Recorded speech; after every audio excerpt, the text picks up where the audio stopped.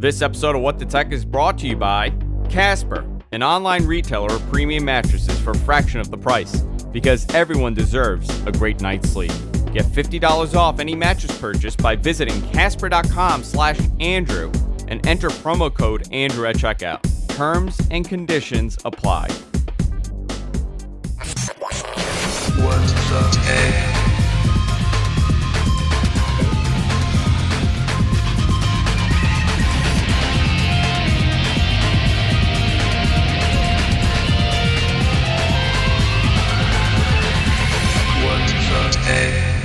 Hey everybody, welcome to What the Tech. I'm Andrew Zarin. I'm joined by Paul Thrive. Paul, what year are you in right now?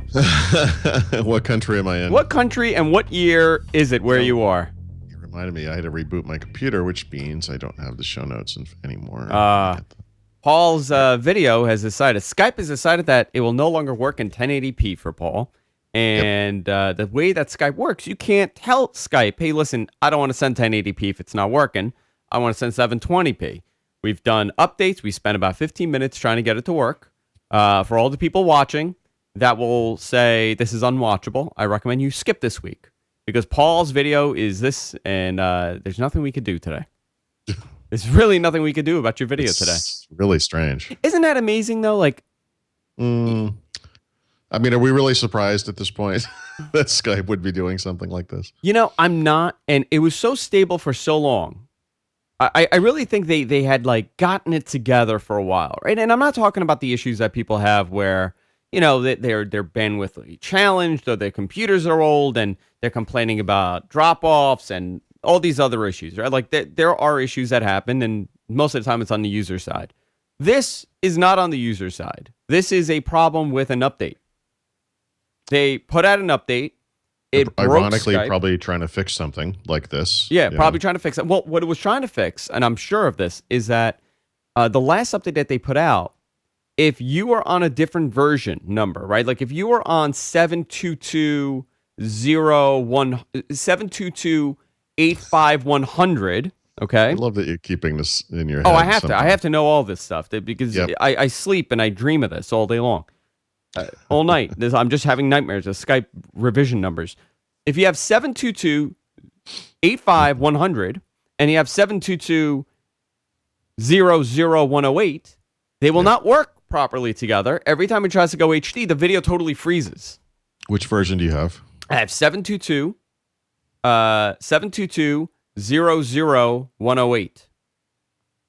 Now, there is another version. Okay.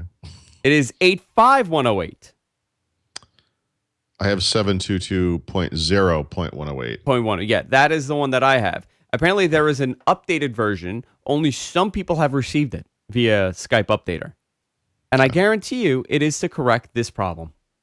I mean, you can download directly from the web, right? And get the latest version, even if it's not being offered by Skype.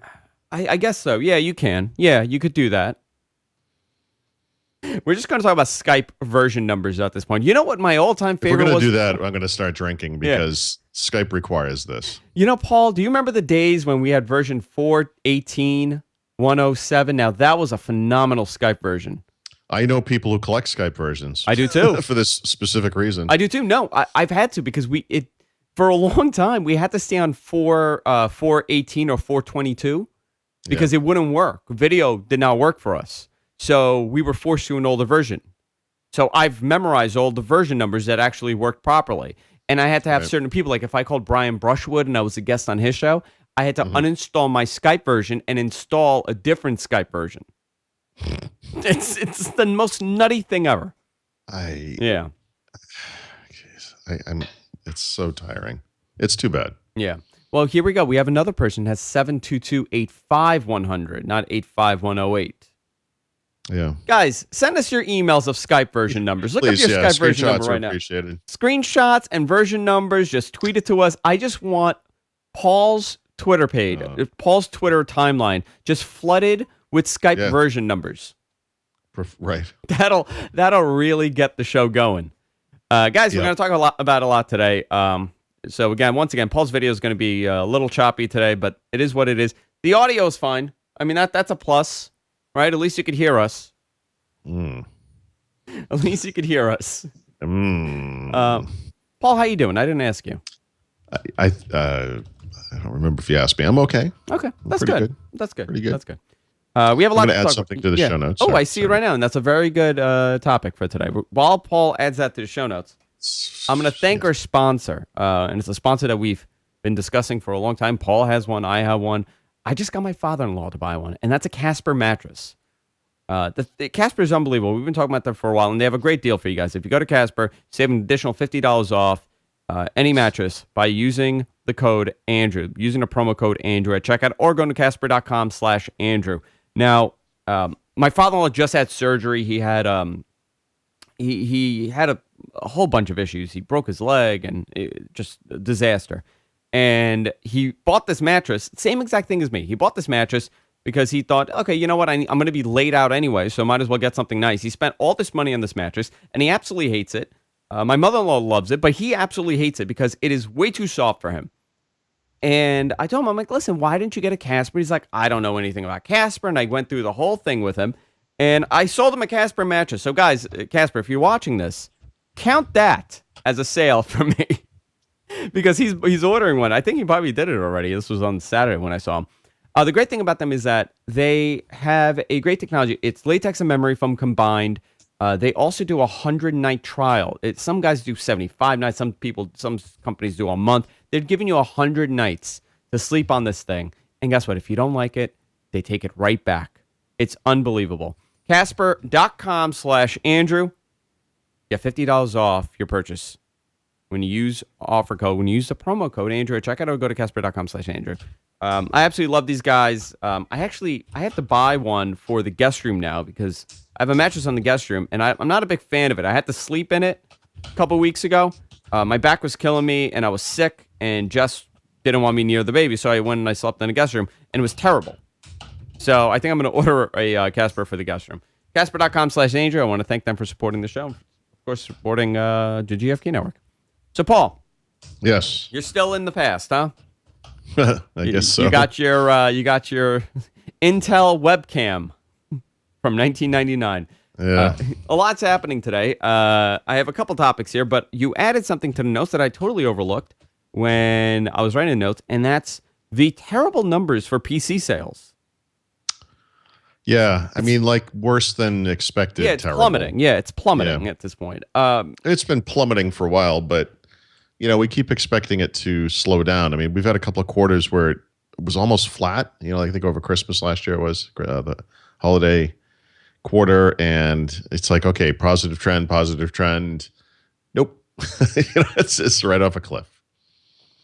Okay, so why is it falling? Because it's fascinating because tablet sales have also gone down. iPad sales have gone down. So you can't blame the tablet for the poor sales of PCs. No, you never really could. You never could, but I mean, that was a discussion. I saw that happening. I think a lot of people assumed that was happening, but it wasn't. Actually, the big problem for the PC has always been the smartphone, right? That's been the thing that kept it from growing faster, or for growing at all, actually. That and some things that people don't talk about a lot, like PCs actually last a long time now and they work fine. Thank you very much. A lot of people always, complain about the quality of PCs or whatever, but the truth is these things last for a long time. Before it was a common thing where, they say, what was it? Every 3 years you should get a new PC. They last a lot longer. Yeah, they last way longer than that. The other thing is, they also last longer by virtue of the fact that we're doing less on them. 5-10 years ago, certainly everything that we do today on phones or tablets, we would have done on a PC instead. We would have used that PC for everything. Yeah. And today, a lot of people will do a lot of their email, a lot of their web browsing, a lot of their game playing, a lot of the social networking, a lot of whatever, communication and so forth on another device, not on a PC. And so the PC has kind of returned to its roots as a pure productivity tool, which, is fine. The other little factor in here, which is kind of interesting because I think people still, for some reason, misunderstand this, but Windows 10 has its impact on the PC market as well. And it's not the usual Windows impact because Microsoft's giving it away for free. And so you have these devices that are lasting longer and longer, and now Microsoft is giving them a new lease on life by providing a free update on computers that are, let's say, within the past 6 years or so. So I think these things combined always meant that first year of Windows 10's release was never going to be a blockbuster one for PC sales. And as always, I guess we keep looking to the future for that quarter where this thing breaks through. And I think it's going to happen after Windows 10 is no longer free, at the earliest. So a couple things. One, you're absolutely right. And I was thinking like things that I used to do on a PC that I never do anymore, that would probably extend the longevity of the PC. Something that almost everybody does is take photos, right? Store the photos and possibly edit the photos. You needed a photo editor. You needed a video editor to edit these things. And a lot of times that needed some sort of power from your PC, right? Especially if you were chopping up video and editing video. Storage was another thing. A lot of people just buy new computers because they ran out of storage. I mean, it seems silly, but that was another reason why people upgraded. And you're right. I am curious how many people would buy a new computer every time there was a new version of Windows. Like, was that like a number? Like, was that like 10% of all users, all new, Windows users are just saying like day one they're waiting for a new version to come out and go and buy a new computer? It's funny. I bet most people actually probably skipped versions, not really on purpose, just because that's how it worked out with their upgrade cycle. But there were enough users that they overlapped, and so we had enough people upgrading for every single, every other version. Windows XP was in the market for a very long time, so that was kind of an aberration there. I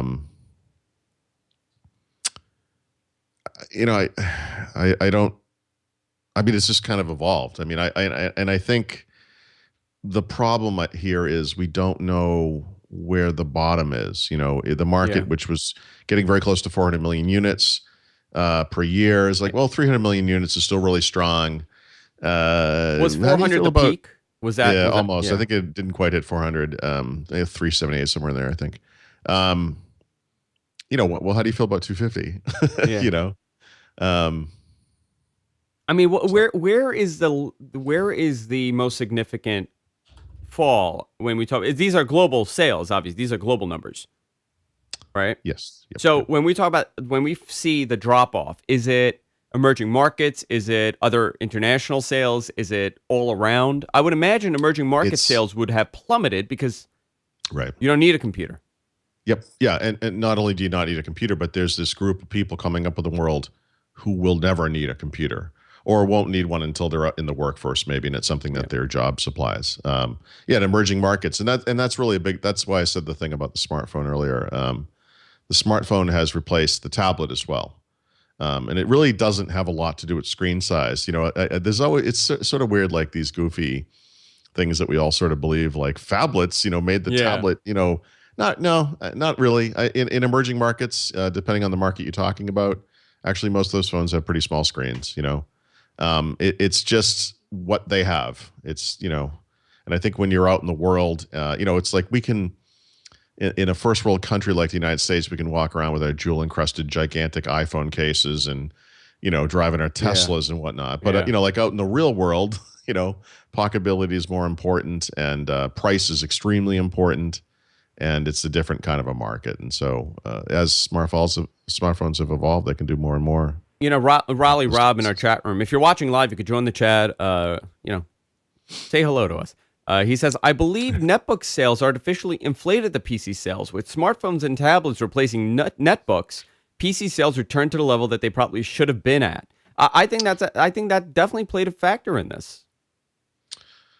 Yeah, I mean, the netbook is responsible for a lot of things. It kind of killed the price point of the PC, which, I guess artificially or not, helped them sell more units for that short period of time. Depending on your needs, I guess. I mean, you could make the argument that, when the iPad came around, it seemed like a breath of fresh air, and something nicer than a netbook. But the truth is, and this is interesting because this is US specific. It's kind of the opposite of what I just said. But Chromebooks are very popular in the United States in education because they are essentially netbook class devices. I realize most of them have bigger screens, but whatever. And then there are still netbook type devices that we buy, we can buy today as PCs. The IdeaPad 100S is a good example. Dell has a tiny machine, HP has the Stream laptop and so forth. I mean, those are sort of netbooks. But I think, the netbook certainly fed into the the problem we have with the PC market, which is just that once you go down on that kind of a price, people have a hard time. No matter how nice the machine is, if you're looking at a machine's $1,200, $1,800, $2,500, Yeah. it's like, well, I could get a good one for $300. Why would 300 and buy a new one every other year. Yeah. You know, and I spent, I got a MacBook Pro, and I spent $2,000. You know, more or less, couple bucks more, couple bucks less. I can't remember. And how much am I getting for that $2,000? How long am I extending the lifespan of this computer for that $2,000? After 5 years, you're gonna have to change it anyway. So I just spent, I could have bought a brand new computer every single year if I really did it that way. I bought it because I like having a Mac, and that's why I have it. But yeah, I mean, look, you're in a different economic position. Yeah, too. so that's what I bought. But I wonder what can drive PC sales up. Yeah, like what PC innovation has to happen? Yeah, Somebody brought VR, right? Like Oculus Rift type units. You need. I don't think that's going to be. I think that's going to be a very niche market. I don't think that's going to be it. But I can't see anything at this point that will drive PC sales, and kind of rebound this free for all that they've been in over the last couple of years, because devices are smaller, devices are quicker. Even the smaller devices are quicker. I could do so much on my phone. I could do so much on a tablet if I really needed one, and I don't really need one. Right. For most people, all you need is a phone. And that leads into a great argument for Continuum. Except that Continuum isn't just phone, right? Continuum requires a screen, a keyboard, and a mouse, and and an infrastructure. If you want to run PC apps, that includes virtualization or not virtualization. But I mean, that would that device that they're selling, right? Like, let's say Microsoft is going to have their own Continuum dummy station, with the display and keyboard and all that crap. Sell for $129. You buy this thing, and now pretty much that is a PC. You have a PC. Would that drive PC sales? No. Nobody wants a PC. Nobody wants a PC. Nobody wants a PC. This is, and I don't want to get too much into the psychology of the Windows Phone fan. I feel bad for these people. I am still one technically. I'm coping with this myself. There's a bit of delusion going on. There's always this next thing that's going to save the platform. Continuum is a niche solution because it doesn't solve the central problem with Windows Phone, which is that there are no apps. So it's cute that you can run desktop apps when you connect it to a screen at work or whatever it is. You maybe have your whole thing at home and it does everything you want it to do, and you're very excited about that. But the truth is, most people need apps for such things as paying for train tickets, paying for parking, because they work every day, or want to enjoy whatever the app is. There's always that one thing that just doesn't exist. So the ability to run PC applications on a big screen as if it were a PC is just a PC. We already have PCs. It doesn't solve the problem of the phone and the phone apps. Yeah, and it never will. And so it just doesn't matter. And it's nice for like a small niche kind of a usage case, and it's impressive technology. And by the way, it works well. I like it. But it can't overcome the central problem. Continuum isn't going to save anything, but there is somewhat of an argument there that once let's say they implement Intel chipsets on these Windows phones, the same problem doesn't solve the apps. Still the same problem doesn't solve the apps, but it opens up a different it opens stuff up for people to use. I don't think Grandma and Grandpa are going to walk around with a Windows phone and plug it into a dummy desktop and use that. That's not going to happen. This topic sucks. I know it does. Because this isn't going to fix anything, and it really bothers me. Here's the problem, and you stepped right through it a little bit earlier. You said most people can do everything they want to do on a phone. Quicker too. Much quicker. But the point being, most people don't need a PC. And I've noticed with my kids who are in schools where they don't use Windows PCs for the most part anymore here in the United States, they don't need PCs day to day. Every once in a while, they need a PC to print or do some esoteric, whatever it might be, something. And unfortunately, what that leads me to believe is that Continuum on Windows Phone will never make sense because it's the phone that's broken. It's the phone part that doesn't work. The phone already doesn't work for those people that can do most of this stuff. And that's why they're not using it, yeah. But now, so let's turn this in a slightly different direction, and we can speculate for a moment. if they were to do this on Android or iOS, that system could succeed because for the 90 something percent of the time where you can get everything done on your phone, guess what? You can get everything done with your phone. And for that other percent where you're plugging it into a keyboard or blah, blah, blah, whatever, done. And Right? Well, I mean, it's alarming, isn't listen, it? I'm a big fan of Continuum, and I can see a usage case for it. But if it was the future of mobile computing and desktop computing, right? Mm-hmm. Wouldn't have Android implemented Chrome, the Chrome OS into So, by the way, Android? Since last year, this has been a rumor that they're going to combine these things. And actually, for the past 2 years, Google has been making certain Android apps available on Chrome through the Chrome App Store. Yeah, they have. Yeah. Okay, so that sort of thing is, I mean, that crossover stuff is happening. I think they're trying to find the right mix, you know. But this really hurts for me. This is hard. People I think misunderstand how I feel about this stuff because I'm trying to be pragmatic about it. I'm trying to tell people, you know, you got to kind of wake up and embrace reality. I'm having a hard time doing it myself. But when I look at something like an iPad Pro, for example, I mock this product. It's a complete ripoff of the Surface. They've stolen this idea wholeheartedly. Google's done the same thing with that, whatever it's called, the Pixel, whatever it's called, Pixel C or whatever. But you know what? There's the seed of a good idea in there because if you're right, and I think you are, that most people can get everything they need to do done on a phone and then only sometimes need this other stuff, then a phone that can transform into a productivity device using like a keyboard dock, like that thing with the Next dock, right, we looked at before, that has the potential to be game-changing. And it fulfills the promise that people like Steve Jobs or Apple or anyone who talked about that post-PC world and was a little early, like, as happens so often, that stuff could happen, in the future. It's not going to happen in Windows Phone because Windows Phone doesn't solve it. There's no solving that central problem. It's starting from the wrong place. So we had discussed the Next Dock last week on the show for people who didn't watch. It's the most affordable PC. So pretty much explain this to people. What is the Next Dock? So it's basically what this really is it's a Chinese laptop, right? Where they're basic. I don't know if they bought the laptops and strip out the inside of it, but I think they went to the same supplier, so they got the case from China, and it has a screen, and it has a keyboard and a trackpad, and it has USB connectivity, it has micro SD expansion, and it has mini HDMI or micro whatever that's called, whatever the mini HDMI, let's say, and you can connect it to any kind of a device and use it as a computer. So, for example, if you have a Raspberry Pi, which is like a little mini computer device that has no screen or no whatever, no keyboard, no anything, you could connect it to a Continuum Windows Phone like a Lumia 950 or 950 XL, which is what's showing on the video here. You could connect it to one of those stick computers like the Intel Compute Stick.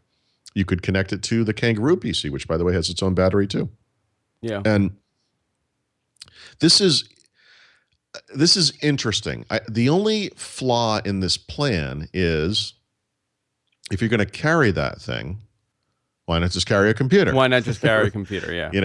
And the answer to that might be what you said earlier, which is most people can get everything they want done on the phone. Like imagine if 90% of what you needed to do was possible on your phone. And sometimes you just needed to put apps on a bigger screen like Word or Excel, use a keyboard and a mouse, and get something done and print it and then go back to that phone and everything's still on your phone. Like it's still one device. This might be something you just, it could be sitting, it doesn't have to be a portable computer, but you might have a desktop version of this thing at home. You might have a desktop version of this thing at the office. And maybe when you go on a road trip, you take the laptop. Yeah. I mean, so it's interesting. Essentially, it's a dumb terminal. Yeah. Right? I mean, with a battery. With a battery, yeah. I think it's cool, but I'm going to give you a great example of this. I was talking to one of my co-hosts, Rich, that does Map Men with me, and every Monday night we live tweet Monday Night Raw, and it's a big night for us because we pick up a lot of viewers and we engage with the audience. He does it all from his phone, from his iPhone. And I do it all from the PC. We were from my laptop. We were having this discussion. We were having a couple drinks the other day at the bar, and he's telling me, and I'm like, "Oh, how do you do it? Do you like? I'm curious. Do you sit in your living room with the laptop?" He's like, "No, I do it on my phone." I go, "I can never do this on my phone. It's just not efficient enough. It's not. I couldn't. Try it. I couldn't imagine doing it. I did. I tried it. It was terrible for me. I'm not. No, but, I mean, I don't think we should. I don't think we could both do it, but it would be kind of funny if it was possible. I mean, I look. I need to. I'm a writer. I'm not going to work off of a phone. But it is interesting, that if I could be in a hotel in Las Vegas or wherever I am, and not take your laptop, and actually just use my phone and still do a podcast, it would be kind of. Yeah, I don't know. We're getting there. I mean, but I was shocked that, and again, he's just tweeting, right? But that's still difficult to me, and I realize I am not the perfect case study for this. I have a very, very specific way I do things. I have a very specific way that I work. I'm set in my ways. I don't use technology like the new school. My buddy Josh, he came over, he stayed with me the weekend. He was shocked how I use technology. I don't do any of my social media stuff, social networking stuff on my phone. I hate it. Really? I don't like posting stuff from my phone. Paul, literally, this is what I do. If I take a picture and I really like it, I go to my laptop, I go to Google Photos, I download the photo, and then I post it on the social networking sites. Really? I don't use. I just use. So time consuming. It's insane. I know, but I feel like I have more control that way. Now, if I'm out somewhere, I most of the time don't post a lot of stuff when I'm out. I actually don't pay attention to my social to those kind of tweets or Facebook or anything when I'm out. But I use it very differently, and that's what I like doing. Yeah. I'm not. Nobody else does that. It's probably a rarity to see someone actually sit there, download the photos to their computer, and then upload it to Facebook and Twitter and do whatever else they're doing. Most people use technology. They use it whatever they have, and if they have a phone in their hand, that's what they're going to use. Now, I don't know how this will transition over when people start using, Word and Excel and things like that more often. Sure. I don't know if the phone is a platform for that when you're trying to get work done. Well, but if you're using a continuum type solution where Word or Excel or whatever is now full screen on a 27-inch screen using a keyboard and mouse, it becomes a different thing, doesn't it? I mean, so I think we are, as people, we're smart enough to kind of adapt to the situation in that way. And we don't think of it as a phone. It's just the thing, we're getting work done on the screen is how we probably would think of it, but right now, like the way that people use phones, right? Like the way that people are doing everything on the phone. That was my argument, right? It's good enough, right? But and they don't need to update. But what are you actually doing on the phone? What am I doing on the phone? No, not you, not you, but like most people. I don't know. I'm not representative. I did just read an article about email and the workforce and what that's like. And there's a group of people. They're not even millennials anymore. They're whatever comes after millennials. And these younger people are coming up into the world. Yeah. So they've never used computers and they don't do email. And they think Facebook is for old people, right? Yeah. And so this is a different way of viewing technology, completely, even different from millennials. It's very different. And the interesting thing about this article was that they need to be taught over time how to deal with email because they treat email like texts. And so they send really concise, short little messages with all kinds of typos. Yep. And they don't construct carefully constructed emails. And so there's a lot of complaints from the older people in the company. They'll write back and say, look, you could consolidate those three like stupid little emails into that's one email. Like that should have been one. You're clogging up the inbox, and it's almost cultural is not quite the right word. It's more of a generational, kind of thing. It's just a complete misunderstanding. It would be like you going to a workplace where you had to construct a telegram, and telegrams have very specific constructs that you use, right? That you're not used to, and it would be, I think it would be hard for you. I actually have that exact issue with like an not an advertiser, but like a content partner of ours, right? Right. She is probably 23, so she's a millennial, but like on that later stage. Like I'm in between a millennial and whatever generation I'm in. Like I'm in that middle weird generation. Right. Because I was born in the 80s. I didn't Yeah. grow up with all this technology. I had it, but it wasn't accessible to everybody, and we still functioned like normal human beings in society. And Sure. we weren't just a bunch Yeah, of, yeah. feral Hooligans. animals just running around. Yep. Yep. So the way that it is with her, so she'll send an email. And I write a formal email. If I send an email, I don't care who it is. If I'm sending it to Paul, I go, "Hey Paul, comma, space, and then I write whatever I'm writing. Yep. And I write best Andrew, I write an email. Every one of her messages to me is like 2 sentences all together, and I can't get a freaking read of what she, like, you know what I mean? Like, you could tell based on the tone. There's no tone in these emails. And it's a big problem for me because I sometimes can't tell if Right.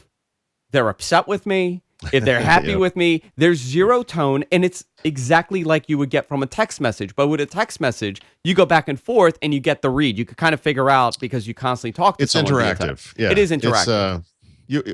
We ever have this discussion around the Deadwood TV show? Did we ever talk about this? No, we never did. This is a wonderful TV show that ended way too soon.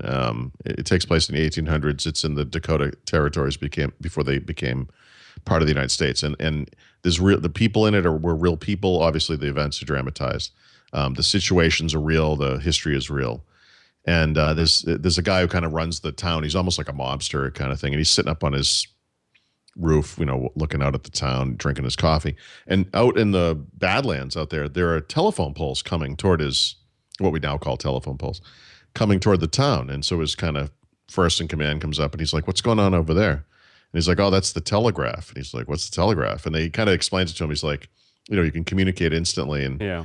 he kind of thinks about it. He says, "Why would anyone want to respond to anything instantly?" That's It's amazing. like, you need time to compose a reply. Absolutely. You need time for that thing to sit there in the mail while it is being delivered so that, it could be fully digested, when it arrives. Yeah. And it's, it was a really interesting way of looking at something that we now take for granted, the ability to communicate instantly. Yeah, I've done this. I mean, if I get an email from an advertiser, right? Like Podtrek is our advertising I'm that represents us when we put the ads on.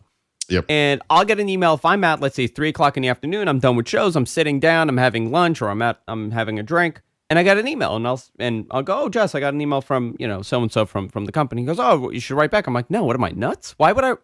I'm like, "Why would I send this now?" I'm like, first of all, I'm sitting here drinking at a bar. 2, I'm in a bar, and I can't. I got to figure out what I'm going to say because I'm going to sound like an idiot if I don't put this together properly. Like, I got to write a paragraph. I'm not writing like a text message. So, absolutely right. You need time to think about this. But again, that's a generational gap. That's the big difference. And this goes back to what we were saying. Technology is used very differently. The millennials are a generation that still had TVs in their bedroom. Whatever is at that tail end of that millennial never had TVs in their room. Right? They don't need Right. TVs. They had laptops. They don't have desktop. They had laptops. Or if they don't even have laptops, they have phones. It's a very different way of thinking. And Yeah. Oh, yeah. and I think This is as different as TV when it used to be whatever they call Thursday night must-see TV. We'd all sit on the couch at the same exact time, and we watch it live, and we didn't have any way to record it, really, unless you wanted a VCR, which was terrible. And it's, TV. And now Netflix or Hulu or all these other companies, Amazon, whatever, releases TV shows instantaneously, and you just go watch them. I also think it's a fascinating time because of technology. Normally, you always had 1 or 2 different generation groups in the workforce at the same time, and the gap was there, but it wasn't this tremendous gap between generation. Now we have 4 different generations in the workforce, and everybody's working differently. People that are 7 years younger than me work way differently and have a very different attitude of how things are. People, my brother's age, my brother is 21. It's totally different from them. It's an interesting time because of the technology we use, how people get stuff done. And anyway, back to PC sales. Back to PC sales. Yeah. Just in case you forgot. Just in case you thought I forgot where we were Yeah. talking. Well, by the way, I think everything we just talked about is actually relevant to that conversation. Absolutely. Because this is the changing world. That's the point.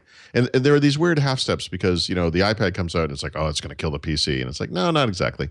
The smartphone in many ways is what kills the PC or kills the tablet or whatever. I mean, there'll be uses for these other things, of course. And listen, there are people today who buy vinyl records. I mean, there's all kinds of different choices that you can make in life or whatever. But it's I I mean, I've been writing about technology for 20 years. I mean, obviously been into technology since I was a little kid, and I really overall I've kind of enjoyed the whole thing. I mean, the transitions are fun, and obviously they can be scary too. But this one, like the stuff with the PC is tough for me because, and Windows Phone is tough for me too because I really cared about it so much. But I mean, it is getting into a scary period for me personally because I really do care about this stuff. Yeah. Do you? I feel like I'm now, right?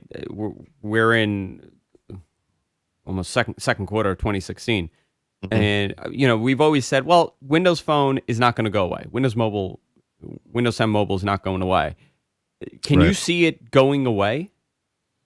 Oh yeah, you do. Yeah, and that's a very different discussion than we had even 8 months ago. And the thing that's listen, if this day comes and you see some announcement that Microsoft is going to enable the running of universal Windows platform apps on Android, that's the day. Yeah, that's it. Just becomes pointless. There's no. And is that a bad thing?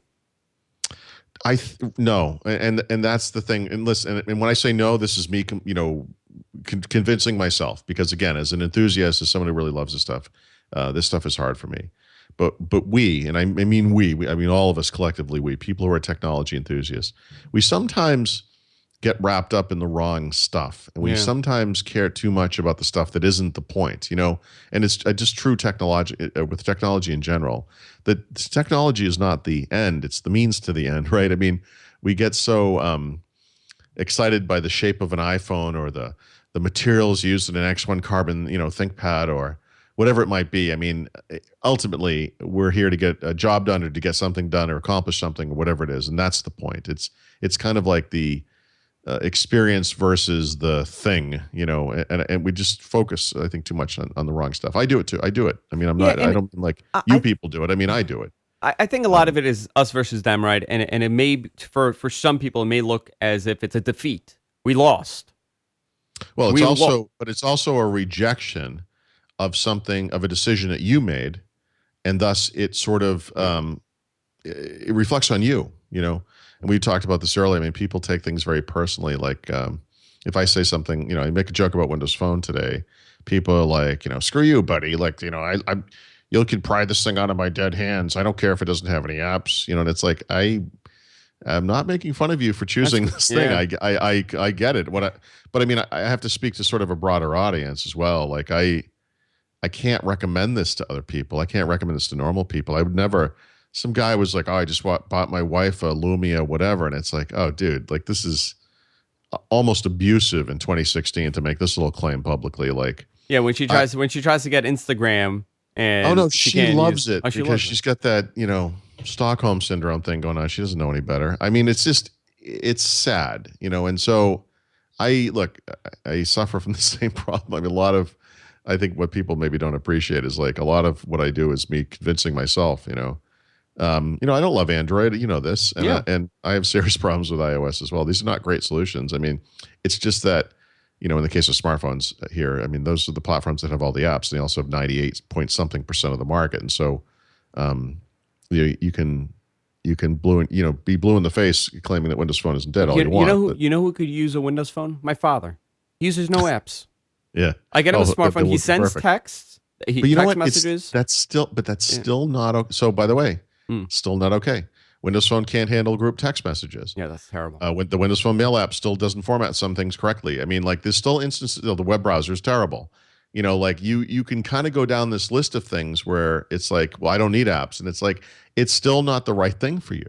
You know, doesn't work with Google anything, Google Photos. You can't back up your photos. I come from two, I'm an Android user now, but I come from two failed platforms. I was a Palm user for years. And I hung on to Palm for a long time. And I was honestly one of these people that said, who the hell wants an iPhone? It's a Sure. dumb idea. Why would anybody get? I couldn't see it. I couldn't see what they're going to do. I have apps on this thing. Yeah, I got to go to the Palm handspring shop and pay $22 for my, spreadsheet app. I was a Palm user for years, and then I became a Windows mobile user, and I loved it for the time being. I listen. This is history. Just repeats itself. I was an Amiga user after Commodore already went out of business, and then you kind of, next steps. Where are we going next? I look at different things, and I almost went down this OS2 path. Right. I really liked OS2. I used OS2. But then you realize this is another dead end. And then you kind of do what I'm doing now with Windows Phone, which is you kind of talk to people and say, look, don't make the same mistake twice. You're doing everything you can to not run a Microsoft thing, but the world is going that way. Just, you don't have to embrace it, but just, listen, if you genuinely enjoy it, then buy it, use it. The reality is it's not. No, actually, see, I actually disagree with that. Okay. Tell me why. Because it's not the thing; it's a means to the thing. That you're, it's like I like the experience better on Windows Phone. I do too. Yeah. But it doesn't have any apps, so it doesn't matter. Like that's not what matters. And and there are other shortcomings, like I just mentioned a few of them. Sure. I mean, I just think it's prettier. Yeah, well, okay, but but you got to get work done, don't you? I mean, I don't know. I don't know. I'm in a tough spot here. I know, and I like it. You're thinking out loud here. You're going through all the different emotions at this point. I really am a mess. Are you grieving? I mean, what I go through this all the time. It never stops. Like every time something else bad happens, it's like like the build thing happened, right? And I'm in the audience, and I don't know if it was Peter or somebody said, they haven't said Windows Phone once this entire day. Yeah. And then I really start, and then it gets at you. You start looking for it. You notice every single time they put another iPhone up on the stage or another Android device, and you're like, "What the? Come on!" I would love to be able to fly on the wall in that meeting where they talk about the future of Windows Phone and what to do. I would love to listen to that. Yeah. Well, I mean, I'm sure they've debated this many times. I mean, I'm sure last July when they made that big announcement that part of the conversation was, well, here are the options on the table. How far are we going to take this? And people argued for what they argued for, and they landed where they landed. But they could have gone in a more radical direction. Is it possible that a Surface phone is their last attempt at something? It's possible that Surface Phone doesn't happen because it's possible it doesn't happen. Yeah, July comes around and they say, you know what, this is a stupid idea. Yeah. Boy, that Lumia purchase really looks dumb now. Well, to defend them, if they hadn't have done that, Nokia would have started making Android phones. I mean, they already kind of were, but they would have shifted their focus to Android. They would have disappeared even more quickly. I mean, they would have never made it. And then the Windows Phone market would have collapsed instantaneously because they were 90% of the market. Nokia is another great example of beautiful hardware and no market share. Yep. Good quality stuff, but no market share. They never had any market share. In Europe they did, but in the smartphone market, in the U.S. market, they never had any kind of market share ever. Sure. It just didn't work. What was the operating system? Symbian. Mm-hmm. Symbian 8 or 9 was the last one. I never used any of it. I have no idea. I had a buddy. He came. He did some work in Europe, and he came with one, and he was like, "Oh my god, look how awesome this!" And it was great. It's beautiful, but it was, where the hell am I going to get one? And why? Why would I get one? I was always fascinated by them. They were so exotic. They were exotic. Yeah. They had some good guys, and they had some good technologies. They had a lot of good camera stuff. They had manufacturing expertise. They went with that polycarbonate design when they launched with Windows Phone, and I thought that was really cool. It is cool that it is still the current Windows phones are still a somewhat of an evolution of the original Nokia. What was it? The S60s and the S whatever they were. Evolution might be a strong word, but yeah, certainly there's some familial similarities. Yeah, it's fascinating that they've kept that. Yeah. The N8 was that the one? N8? No, N8 was the old one. God, I'm trying to remember. God, what was the last one, guys? I think there was an N9, which may or may not be the one that had like a pure view camera on it that was so awesome. And then they did the 1020. Yeah, I can't remember the 808. The 808. No, that could be. That It sounds could be. It funny. could be. It could be that. Yeah. Yeah. It's an interesting discussion. It's amazing how it spun into this. You know, we go Well, around, and yeah. it's a fascinating discussion to have. Yeah. Um, I mean, Apple, look, we tend to think of Apple as this company. It's like product after product, success. It's like iPod, iPhone, iPad, Apple Watch, and it's like, no, actually, it's really just iPhone, isn't it? Like the iPhone is so successful, it outstrips everything else. And it's changed everything. There were market leaders like Nokia outside of the United States and BlackBerry inside of the United States and probably all of North America that were just the number one platform makers. There were companies like Palm who moved very quickly to counter iOS with their own system, WebOS, but ran out of money. There are companies like Google who have all the resources in the world and had an Android Skunkworks project going on. And then when Apple announced the iPhone, turned on a dime and changed Android into something just like iPhone. And except for Android, all of those things have come. And then Microsoft, of course. Microsoft did their half step with Windows yeah. Mobile and then finally did Windows Phone belatedly. Oh, Windows Mobile All of them 6.5. The wonderful 6 point something, 6, yeah, then 6.5. And then finally 7. But all of them failed. All of them, like really badly, except for Android. Android didn't. Android did well because of partnerships. First of all, that original Android phone was terrible. The original version of, what Android was just terrible. Oh yeah, terrible. Yeah, because the iOS was leaps and bounds years ahead of everybody else at that point.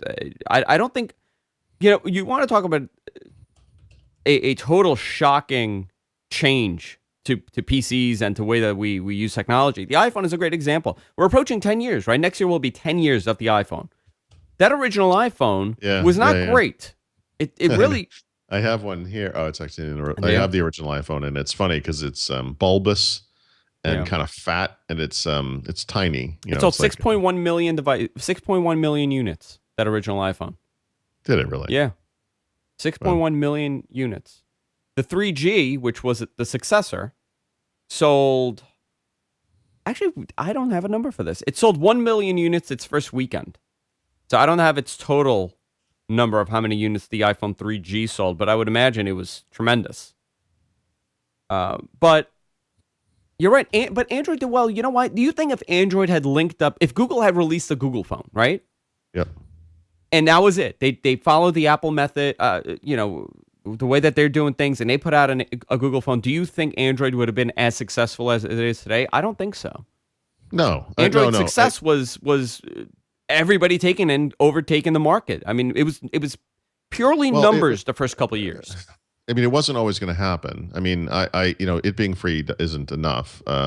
It being widely licensed is not enough. Windows Mobile was widely licensed. Linux is free and it doesn't do anything on the desktop. Yeah. So none of these things. These are different markets, there are different conditions and so forth. But Android was, it's weird. It's established, I just listed off all those companies, right? Like Palm, Nokia, BlackBerry, Microsoft were all companies that made either their own products or they licensed their stuff to others. In whatever instance they're charging for these things. Google comes from a completely different place. Those people have completely different backgrounds. They're kind of weird hippie mentalities about how they make money and how they don't make money. And I don't think any other company could have done what Google did with Android. It required Android. It required Google. So the if you remember correctly, the Motorola Droid was the first major shot at the iPhone on an Android side, and Verizon was really pushing this as the Android killer. Well, no, it was actually the BlackBerry. It was this BlackBerry Storm. Do you remember that? That was the big one, and it totally failed. Yeah. Oh, this is the touch one. Yeah. Right? Yeah. The touch one totally plummeted and failed because they made a big mistake and they did not have enough units and it was a disaster.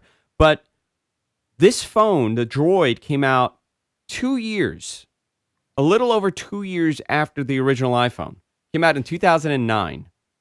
Well, but remember, what did it accomplish? What was the... It got Android out there. It was Android 2.02, I believe. And right, but what niche is maybe the wrong word, I guess, but let's what did it scratch, right? It brought a flagship phone to Verizon. It did. And had a QWERTY keyboard. and at a time when the iPhone was not on Verizon. Yeah. You know, And that I think that was a major part of it too. If the iPhone was on Verizon from day one, if they were on everything, and it was again, remember the market was different. They were on Singular, and Singular became AT&T, and it really. Okay, but it doesn't matter. I mean, obviously they were successful anyway. I mean, it was a different world. So now iPhone is everywhere. Back then, I don't know. If Verizon had said yes instead of Singular / AT&T, what's the difference? I mean, they would have just appeared on the other network later. I mean, we would have been complaining about the quality of Verizon's network instead of AT&T's without really understanding it was in fact the iPhone that was the problem, because the guys that made that product were not, didn't have a lot of experience. No, my argument has to do with exclusivity. If they weren't exclusive to AT&T, right? They couldn't have done that. That was a brand new product. They could not have gone out on multiple. That's what I mean. It was a product of its time. The way that thing ramped up, gives you a nice arc for sales increases, because you can do these things where you expand to other networks. You go into big new markets like China, you get a huge boost right there. And this is what we're seeing the end of. If you go from day one on the iPhone and Singular / AT&T to today, there's no next thing where it's like, oh, this is the next huge market. Millions and millions of people are going to buy these things in Africa. What are we talking about here? Yeah. There has to be a good book out there talking about how these companies really, everything changed with the iPhone. If anybody knows a good book about that, because it is fascinating how the iPhone coming out killed so many companies. It changed the entire platform for mobile computing. And it didn't seem, I mean, it's funny because if you go, it seemed awesome in some ways, but it also seems so limited in some ways. And Apple is a unique company too. They focus on those things they can really nail, and they do a good job with that. And first version always has big holes. Remember, it couldn't do copy and paste. No copy and paste. That was a big deal. And I heard the argument that is going to be the end of the iPhone. The iPhone will never survive if they don't have copy and paste. Yep. Well, they did. They added it. So. What was the reason? Why didn't they have copy and paste? There had to be. I don't know that there was a reason. It was probably just an oversight. Just a maturity thing. I mean, maybe they just didn't. In the limited set of apps that they had on day one, there probably weren't a lot of use cases where copying information from one app and pasting it into another was necessary. Although there are always reasons why you want to do that, I guess. I don't really. I mean, how often do you copy and paste on your phone? I copy and paste emojis because I can't figure out how to do these emojis properly, and I don't want to search. So I just copy and paste emojis. All right, but let's pretend. Is that the good use study for how you copy and paste? I think of copy and paste. I mean, okay. I think of copy and paste as more of like an inter-app thing. Yeah. In other words, you're in calendar and you want to paste an address. You copy the address, you paste it into Maps. I suspect even in iOS or iPhone OS version 1, Apple let you tap the address and launch Maps automatically. I'm sure that was there, and I'm sure that was why. Look, we don't need it, but there's always there's always something. You'll always find something. Boy, we spent an hour on this. I know, this is terrible. I feel sick to my stomach talking. I thought it was this. I really enjoyed the discussion. I think it's all interesting stuff, and it's relevant. PC sales plummeting. I mean, over the last 10 years, everything goes back to the iPhone and that changing the way that we look at computing. A computer's not this box in front of you. It's a box in your pocket now. The thing, I think the thing that really bothers me is I really got into Windows Phone. I love Windows Phone. I was so excited about Windows Phone. And it sort of was something that helped me get through the Windows 8 stuff, right? And so now you get to Windows 10, and now there's a renewed push on the PC. It's the stuff I really care about the most. Really excited about Windows 10. I really like the direction they've gone in. I think they've done a great job across the board, et cetera, et cetera. But PC sales like falling off a cliff. It's like nothing I care about is safe, and it's really, I don't know. By the way, before we wrap up and we do our post show, which I think we're going to discuss a couple of things from our notes in the post show. Did you see the Facebook augmented reality stuff just now? Because no. Facebook's conference, F8 developers conference is happening, and Mark Zuckerberg just showed, they're talking about the roadmap, the social network's 10-year roadmap, and they're showing how they want to implement VR and AR in your glasses, like regular glasses. Yep. What if you don't wear glasses? Well, then you know what? Then you're then you're something, and I don't want to say it on the show. You're shit out of luck, Paul. Got it. Interesting stuff, guys. If you're watching live, stay tuned. We're gonna talk about another topic. Actually, it actually kind of goes in this 10-year change in computing. We're gonna do it on our post show. We recorded live each and every week. If you're watching live, stay tuned. You can watch it. If you're listening to the podcast, you go over to patreon.com/whatthetech and get access to it there. We're gonna do a couple of minutes of that. It's gonna be interesting. Paul, you're in New York on Thursday. Yep.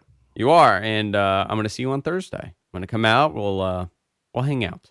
Not gonna need to drink by Thursday. Oh no! And you know what? We're gonna have this exact conversation at the bar. I know. You know that, and it's gonna get louder, and I'm at one point gonna hold my phone, and you'll be drinking really hoppy beers. Yeah. And it's gonna be wacky Thursday. At one point, you're gonna ask me what my battery life is on my phone.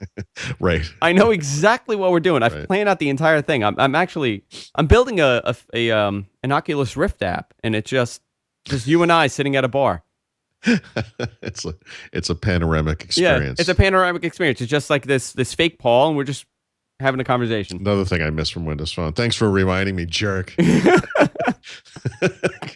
Guys, go to our website, gfknetwork.com, Thurrott.com, all things Paul Thurrott. Phenomenal website, great news, great topics. Paul does a great job there every single day. Writing. Follow Paul at Thurrott. You can follow me at Andrew Zarin. Follow the GFK Network. Subscribe to the podcast. Guys, please subscribe to the podcast. We're everywhere podcasts are available. Go right ahead, hit the subscribe button, and we'll see you all next week. Bye-bye for now.